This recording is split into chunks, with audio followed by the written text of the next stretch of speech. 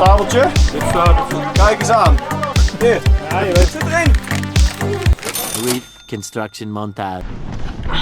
What's up guys? What's up cycling fanatics? Welcome back. I'm racing again today. The Criterium of Baarn. It's gonna be a tough day because it's 30 degrees. Really hot for our Dutch standards. Really cool thing is that the kids, Sam and Mick, are also racing the Strider race. Come on Sam! Pizza!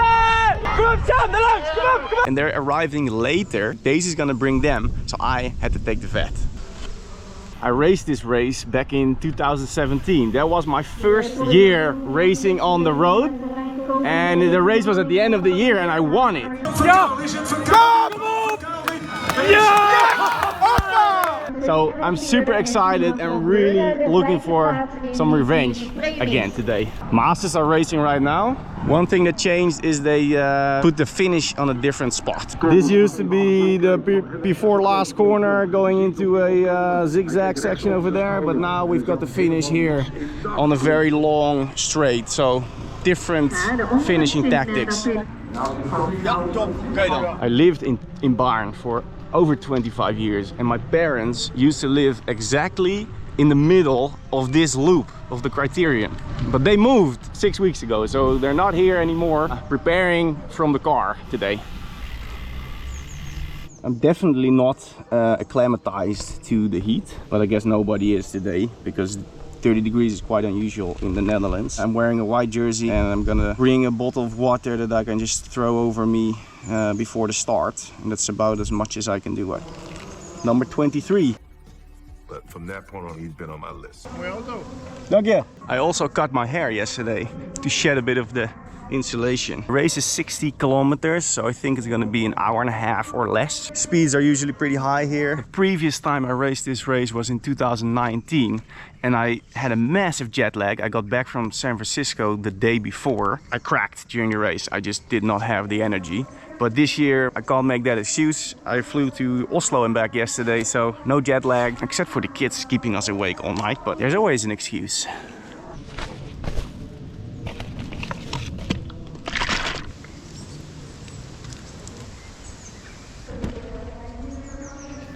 That's the start of the race. Let's have a look how this is going to play out. We have a peloton of about 35 riders, so not that big. We've got amateur category, so no elite riders, different from the last couple times I entered this race. But the time I won this race a few years ago, it was also amateurs, but the difference was that I was racing in a team. I had quite a lot of team members who were all riding for me that day.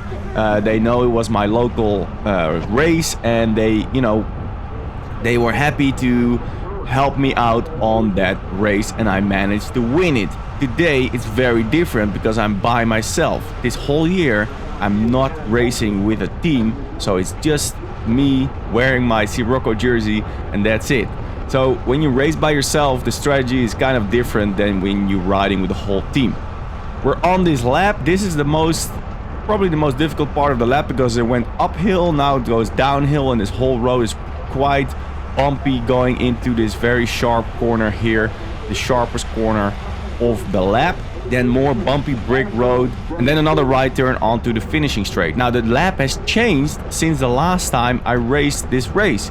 This used to be the backside of the course and then in between those sharp corners was the finish. Now this is the finishing street, so a very wide, long, straight road. So tactics were going to be very different for two reasons. First of all, I'm by myself. Second, the finish is very different. There's a couple teams. One guy in front of me in the Panther jersey, they have a few riders on their team today. So I was kind of looking at them. I figured if there's one of these guys going out for a breakaway and the rest stays in the peloton, then they're gonna help each other. They're gonna, slow down the pack, and it would be a very high chance of success if I would be in a breakaway with one of these guys. There's one guy already up the road, which is their team captain and last year's national champion, Frank Visser. I know he's a very strong rider. I think he's not as fit as last year. But he was up the road from the gun. I don't know exactly why, but he's riding in front of the peloton. I figured if it's just him just let him go for a couple laps. We'll see what happens. I stay in the front of the peloton to see what's going on. That's very important. If you're on the way in the back, you can't see what's going on. And sometimes I have to move up and just have a little peek to see if there's guys up the road, what's going on, what's happening. Going through the sharp corner right here, a lot of guys didn't take it as fast as you actually could. So that would be one of my advantages. If I wanted to attack or make a difference, I could go very fast through that corner, accelerate, and then already have a gap. Now, 6 years ago when I won this race, I formed a breakaway with 3 other riders in only the 2nd or the 3rd lap. So it can go very, very quick. On a lap like this, with bumps, with sharp corners, it's very unlikely that the whole pack is going to stay together. Because in the peloton, you don't have that much advantage. Only on this long straight road, if the peloton is, you know, all together, you may have some extra draft. But usually it's all one long single file line. And if you're with 5 or 6 guys in the breakaway, you're going to be just as fast as a whole peloton, or even faster, because these guys are all motivated to work hard. So very important to stay in the front and pick my moment. And that moment was gonna come very, very quick actually. So we go through one lap where all these guys in front of me were really hammering it hard, and the only thing that happens is that they bring Frank back to the peloton. So they chase him down, he gets caught back, and then usually there's a counterattack straight away, but that didn't really happen just yet. Until on this uphill road, this guy in front of me hits the gas. So as he accelerates, I could see it coming, and it was the perfect moment for me to just stay in his wheel and take advantage of his acceleration and then hit it myself. We've got this very sharp corner coming up, my favorite corner of this lap, and I'm gonna go through it very quick and then accelerate straight away. This will stretch up the field completely. Guys that are not able to go as fast through the corner, they have to really put down a lot more power to get back on the guy in front of them. And right now there's only 2 guys with me right now, the 29 guy and Sven Buskermolen. He's in front of me with number 5, and he takes a pull straight away. Perfect timing. I look behind me and we are stretching up the field big time. Through start finish again, only 7 minutes in the race. I take over from Sven and we'll just keep up the pace. You can see my power, it's between 400 and 500 watts, approaching this corner right now.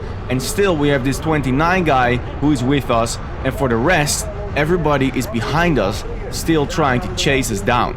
So there's a big, long single file line behind me, and we are just going hard.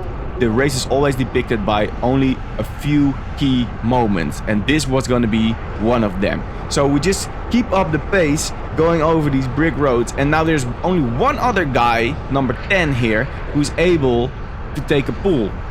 I think he saw us going, he saw his moment to be in this breakaway, but for the rest, there's nobody. So we're going over the long straight, approaching start finish again, and I'm in the front and I look behind me, I see one big single file line, the whole peloton, and I slow down my pace, but no one takes a pull.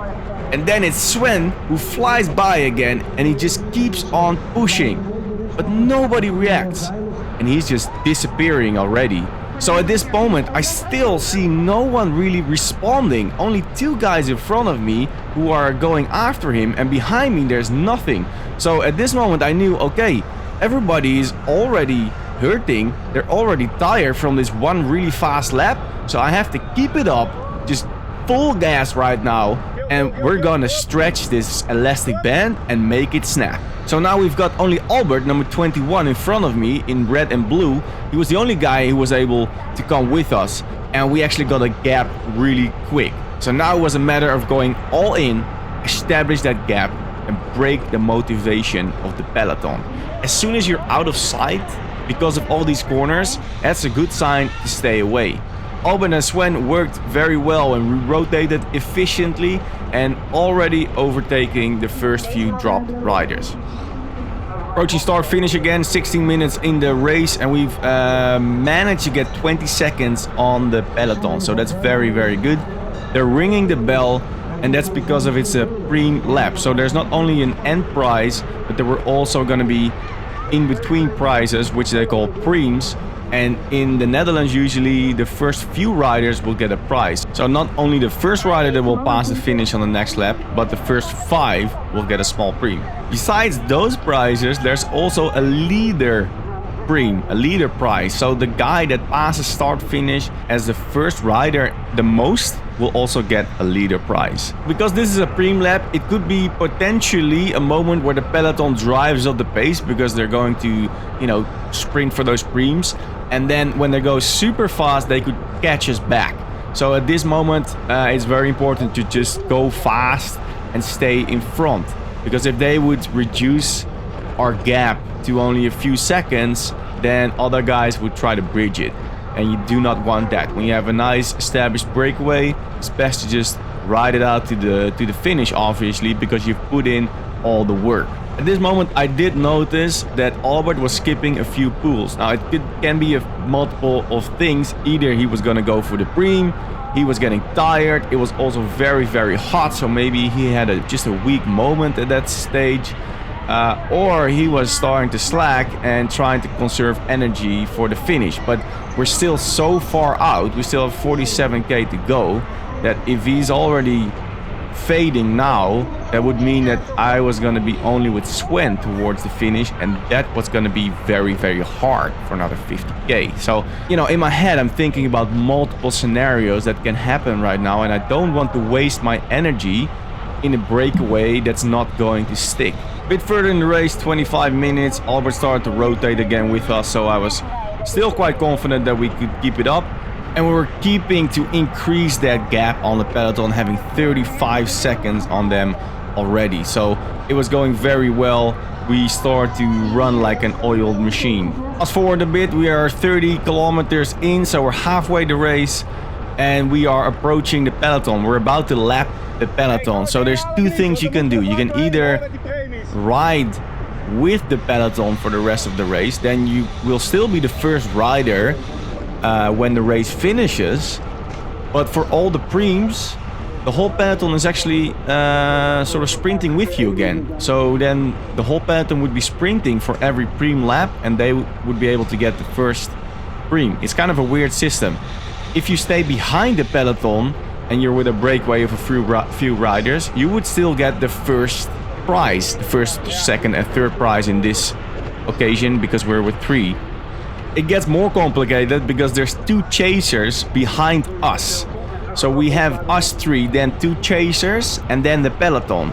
So if we fuse with the peloton, the 2 chasers would actually get first and second prizes of the preems, and then us together with the peloton would sprint for 3rd, 4th and 5th place on the preems. Not for the end prize, only for the preems. So for us it was a matter of go through the peloton and overtake him straight away.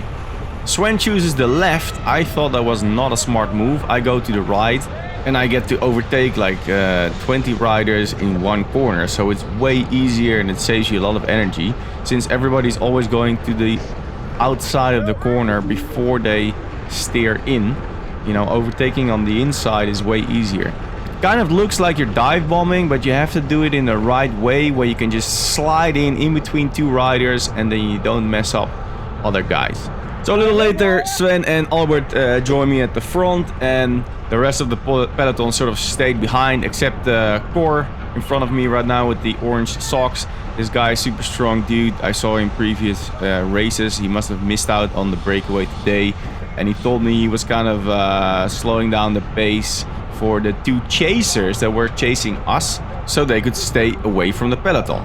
I was just wondering where Albert was. He seemed to be skipping a few pools, and I think he was getting smoked, which is not very crazy because it was such a hot day today. I had 33 degrees Celsius on my head unit the whole time, which is really, really hot for us Dutch people.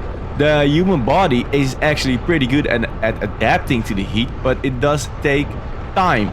You need to ride multiple rides or races in hot conditions for your body to really adjust. And this was one of the first days it was really, really hot. So really tough conditions for us. Albert is back in the front and the rest is just trading behind us, which was going to get a bit annoying. We're 2/3 in, 54 minutes. The whole time the peloton leaves us riding at the front, us three of the breakaway. But now we have a preem lap, and this is where it gets weird, because we are with the peloton, we're racing for the same preem spots. So right now the two chasers will get first and second place on the preem, and we will be racing against the peloton for the third, fourth and fifth place. So as we are approaching the finish of the preem lap, the guys in the peloton start sprinting for these prizes. So they leave us riding at the front for 15 or 20 minutes, and then as it comes to the preem, they start opening up the gas to get those preems. Well, I wasn't gonna be sprinting for that because we still had 20k to go, and obviously for us the end prize was more important. Oh, so that's how you're gonna play it. That's all I needed. And it became personal with me. This whole situation did irritate me a little bit. I wanted to get rid of the peloton. These guys were just dragging behind us anyway. And also, the two allies that I had until now, the guys at the break, I could see they were getting tired. And so was I. I started to feel some light cramps coming up already. It was mainly the heat that was just draining the energy. But I was super motivated, and this stupid situation with these preems was just motivating me more to go full gas. So 5 minutes later, we're approaching this sharp corner again, and I just give it a punch. I accelerate towards the corner, and this spot is actually the best one for me to try to get a gap. Fast through this corner, and then a strong acceleration out of it would just open up a gap behind me. I would force the other guys to work very hard to stay with me. Looking back, I could see them grinding behind me, and at this moment Sven was the only one who could still stay with me, and it took a bit longer for the rest to get in our wheel.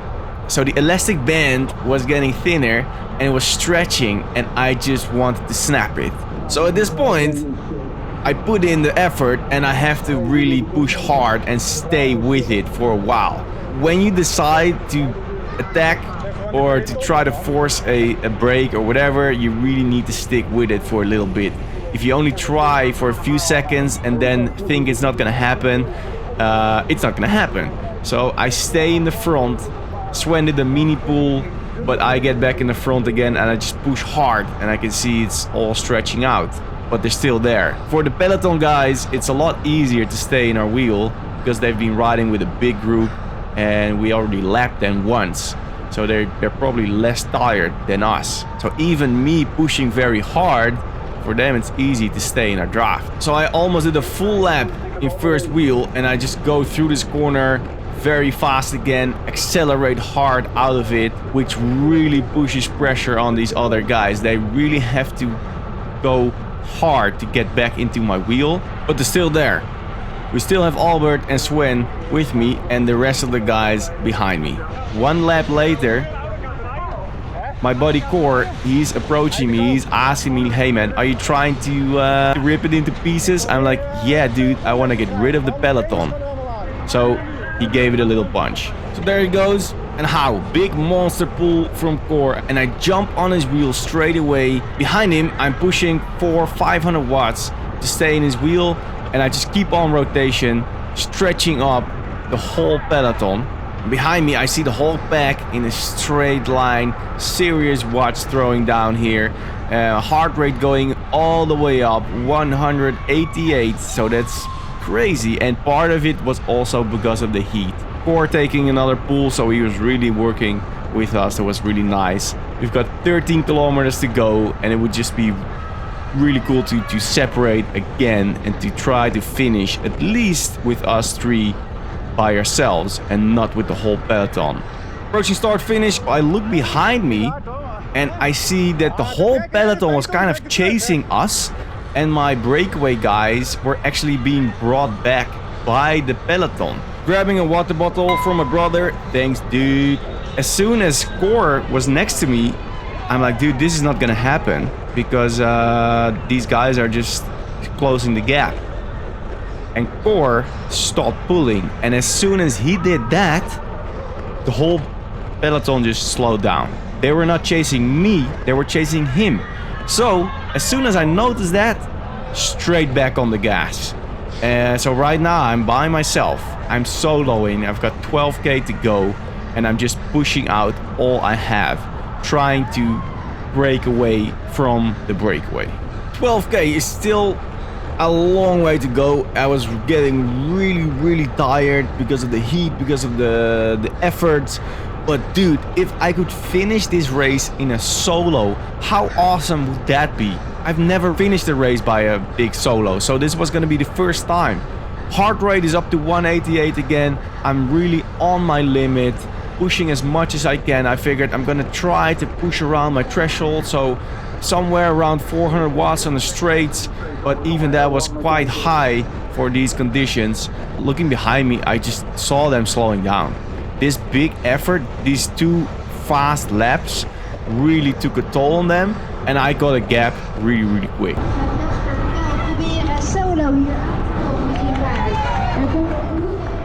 So from now, it was a solo TT towards the finish. It was really a matter of keeping up this effort, trying to make it as steady as I could, and just keep up that gap towards the other guys of the original breakaway.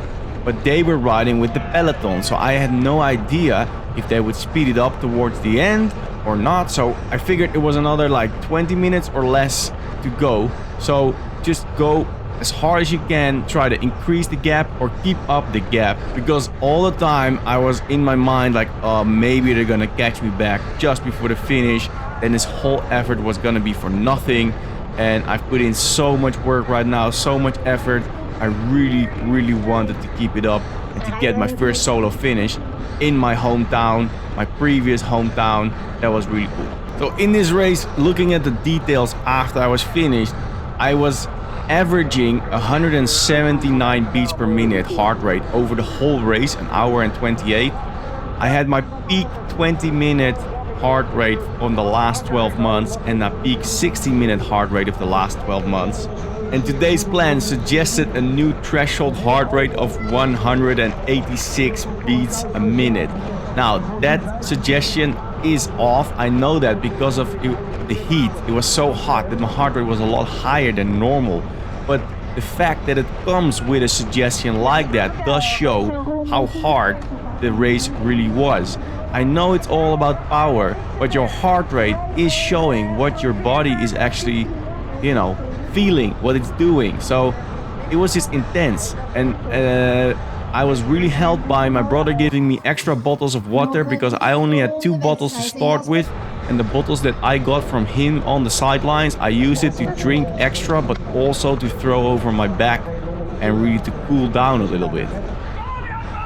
Even though all this extra liquid, I was still getting cramps and it was getting worse and worse. Only 6k to go, and I heard the speaker mentioning last lap, so I thought I was in the last lap. I'm going all out right now. Heart rate's going up to 189. I'm really pushing it, but then I noticed that I made a mistake. They called last lap for the peloton and not for me. I actually had 5 laps to go. So because I thought it was the last lap, I figured if they're gonna sprint for the finish, they are ramping it up, maybe they're gonna catch me back. But that wasn't the case, so I kind of emptied the tank, but now I had to keep up for another 5 laps, another 6k, so that was kind of a mental bummer. But luckily I had a big enough of a gap in front of the other guys, so I could sort of recuperate a little bit and then, you know, keep up the same pace again. At this moment, the cramps in my legs are getting worse, and I couldn't even keep my outside foot down in a corner. Normally on a right turn like this, I would push down on the left pedal to keep your body weight distributed in the right way on the bike to go through the corners fast. But at this moment, if I would straighten up my leg and push down on it, it would actually cramp up. So I had to sort of keep my pedals level as I was going through the corners. It was really weird, because if I wouldn't do that, my leg would just walk off. Another bottle, and now we're skipping to the last lap. Jasper gaat de bel horen voor de laatste ronde. Go Jasper! Go, go, go, go! Daisy has also arrived. She was there with the kids. They were gonna do the Strider race later, after my race, and I just kept on pushing hard. I actually had no idea how far the rest was behind me. I just pushed everything I had to maintain this gap. And you see it so many times that the solo rider gets caught on the line just before the finish. I didn't dare to look back until just 2 corners to go, and then I just saw nobody. Entering that long last straight, I couldn't see them behind me, so I knew I had this race in the pocket.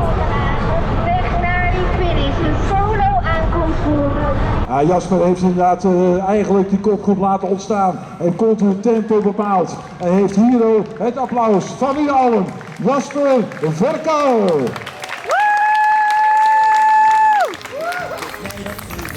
Hey jongens, papa heeft gewonnen! Cool hè? Yes, yes, yes. 6 years later I get it back. Dankjewel man. Soon after. We're gonna do the prize giving. I'm on the box, and then Sam and Mick are gonna race on the striders. So after this, I'm gonna go right there, and then we're gonna follow my kids.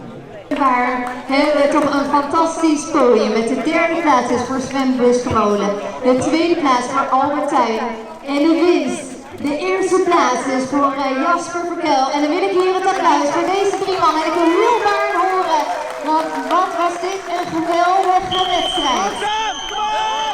Oh, ik hoor het hier.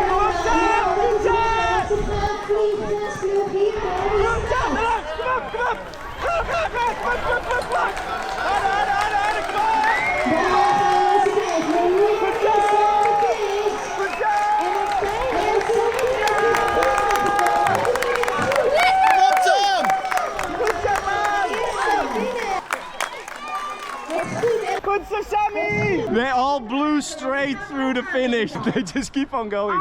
Hey Mickey! Mickey! Je bent al klaar, kom maar! Goed zo man! Vind je het mooi? Ja, leuk hè Sam? Yes! Mick ook? Ja! Goed gedaan man! Ik vind dat ze dan wel verdiend hebben, ja. High five! Stapeltje? Dit stapeltje. Kijk eens aan. Ja, dat is mooi. Hier. Ja, je weet. Zit erin. Help! Wow. 5 euro! Wow. Ook 5 euro! Wow! Hey guys, really awesome to win this race in front of my sort of home crowd with a solo with these guys. Next week I'm racing Hartje 200, another 200 kilometer mountain bike marathon, and then I'm going to Denmark for l'étape de Tour. So stay tuned. I'm gonna see you in the next video. See ya! See ya!